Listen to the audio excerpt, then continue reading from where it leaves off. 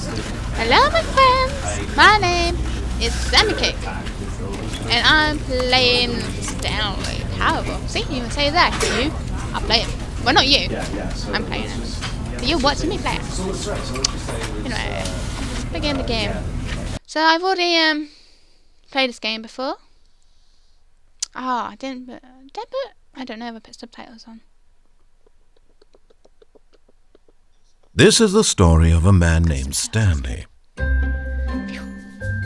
Stanley worked for a company in a big building where he was employee number 427. You can get the gist of your idea. Employee number 427's job was simple. He sat at his desk in room 427 and he pushed buttons on a keyboard. An epic job. Orders came to him through a monitor on his desk, telling him what buttons to push, how long to push them, and in what order. This is what employee 427 did every day of every month of every year. And although others might have considered it soul-ending, Stanley relished every moment that the orders came in, as though he had been made exactly for this job. And Stanley was happy. And then one day, something very peculiar happened. Something that would forever change Stanley. Something he would never quite forget. He had been at his desk for nearly an hour when he realized that not one single order had arrived on the monitor for him to follow. No one had showed up to give him instructions, call a meeting, or even say hi. Never in all his years at the company had this happened. This complete isolation. Something was very clearly wrong. Shocked, frozen solid, Stanley found himself unable to move for the longest time. But as he came to his wits and regained his senses, he got up from his desk and stepped out of his office. Oh no, the chair's gone over there. So basically this game, you don't do anything. You just walk around. And there's just no All of his co-workers were gone. What could it mean? Stanley decided to go to the meeting room. Perhaps he had simply missed a memo. I've already played this game. I know all the possible endings because there's many possible endings to this game. So I'm going to do my favourite one. Show all you guys my favourite one. I don't think it's that popular one. It's not a really popular one. Beep. When Stanley came to a set of 2 open doors, he entered the door on his left. Right. Left. Right. Left. Right. What did he say? He said I enter the left, didn't he? So I want to enter the right. This was not the correct way to the meeting room, and Stanley knew it perfectly well. Perhaps he wanted to stop by the employee lounge first, just to admire it. Oh, let's admire it. Ooh. Ah, yes, truly a room worth admiring. It had really been worth the detour after all, but eager to get back to business, Stanley took the first open door on his left. Okay, let's go. First open door on the left. No. Over here. Stanley was so bad at following directions, it's incredible he wasn't fired years ago. Me? Fired? You've got to be joking. Do not lie. If you are lying, please stop right now. Now. Stop. I cannot read at all.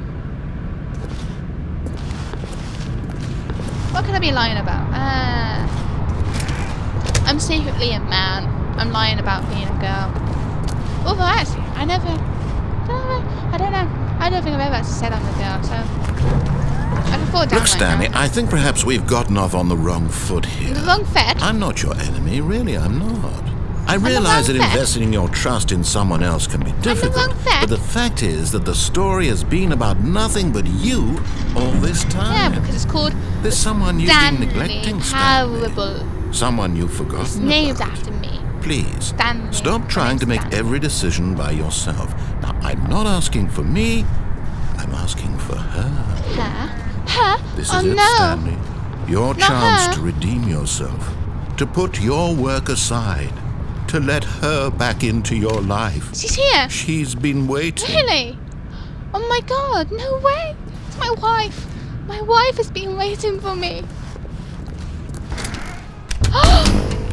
She's ringing me. That's her, Stanley. She's ringing You me. need to be the one to do this, to reach out to her. If you can truly place your God. faith in another, Oh my god. then pick up the phone. No. As Stanley picked up the phone, a white light engulfed him, filling him not just with radiance, but with hope. hope for a life reunited one... Wait. Oh, goodness. Stanley, did you just unplug the phone? Yeah. No, that wasn't supposed to be a choice. How did you do that? You actually unplugged it. chose incorrectly. I didn't even know that was possible. Really? Let me double check. No, it's definitely here, clear as day. Stanley picks up the phone. He's taken to his apartment where he finds his wife, and the two pledge themselves to one another. Music comes in, fade to white, roll credits. Not picking up the phone is actually somehow an incorrect course of action. How is that even possible? None of these decisions were supposed to mean anything. Really? I don't understand. How on earth are you making meaningful choices? What did you... Wait a second. Did I just see... No, that's not possible. I can't believe it. How had I not noticed it sooner? You're not Stanley. You're a real person. Wait, Stanley's not a real person? I can't believe I was so mistaken. This is why you've been able to make correct and incorrect choices. And to think I've been letting you run around in this game for so long. Sorry. If you'd made any more wrong choices, you might have negated it entirely. It's as though you completely ignored even the most basic safety protocol for real-world decision-making. Or did you not grasp the severity of the situation? Well, I won't have that kind of risk on my watch. I'm going to stop the game for a moment so we can educate you properly on safe decision-making in the real world. Please observe this helpful instructional video. Choice. It's the best part of being a real person. But if used incorrectly, can also be the most dangerous. For example, in this scenario, a hypothetical real person named Stephen has a choice. Hi, Stephen. He could spend years helping improve the quality of life for citizens of impoverished third world making nations. them smoke. Or he could systematically set fire to every orphan living in a 30-kilometer radius of his house. Which choice would you make? Set fire Remember to people. that unlike here, the real world makes sense, and at no time should you make a choice that does not conform to rational logic. If you find yourself speaking with a person who does not make sense, in all likelihood, that person is not real. Allow the person to finish their thought, then provide an excuse why you cannot continue talking. Because you're Turn to a partner and practice saying, "My goodness, is it 4:30? I'm supposed to be having a back, sack, and crack." What is the time? Practice! My goodness, is it 4:30? Oh, I think it's Excellent. practice. Making choices on a regular basis is the best part to a healthy decision-making process. Most medical professionals recommend making at least 8 choices per day. 8!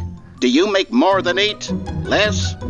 And finally, if you begin to wonder if your choices are actually meaningful and whether you'll ever make a significant contribution to the world, just remember that in the vast infiniteness of space, your thoughts and problems are materially insignificant. Oh, thank you. And the feeling should subside. Yeah! At this time, your instructor will guide you in an exercise to test and reinforce the material covered in this video. Do this! It would be amazing! Oh my. Welcome back. Danger. You may have noticed that this room has begun to deteriorate as a result of narrative contradiction. I'm begging. But not to worry. Now that you're properly informed on good decision-making, we're going to revisit a choice you made just a few minutes ago and see what the correct thing to do would have been. This way, please. Danger everywhere! Danger everywhere! Danger! Danger! Danger! Danger! Everywhere! Everywhere! Everywhere! Ah, they got rid of the pencil. Now that we know your choices are meaningful, we can't have you jumping off the platform and dying. Imagine the main character dying senselessly halfway through the story. That story would make no sense at all. We just need to get you home as soon as possible before the narrative contradiction gets any worse. Unfortunately, it seems this place is not well equipped to deal with reality. Go! A2. A2 paper. Okay, fine. So I can't go in there no more. Why can't I go in there? I've been here. Nope. God damn it. Oh, it's this room again. It's dead. Oh, I want Jane. Almost there. You'll take the door on the left, back to the correct ending, the story will have resolution once again, and you'll be home free in the real world. Is that the time in real life? I don't think it is. I can't see the time. I think it's about 10 o'clock-ish. I'll check later. Fine. This game makes me hungry. I want to eat paper. Nom nom nom nom.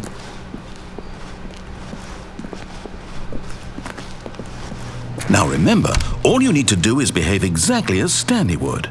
That means choosing responsibly and always putting the story first. I'm quite sure you'll be up to the task. Just follow my lead and you'll be fine. All right. Well, that's that for that episode. I hope you enjoyed part 1, Stanley Parable. You'll see the rest of what happens next in the second part. This is my favourite ending of Stanley Parable, so I hope you enjoyed it too.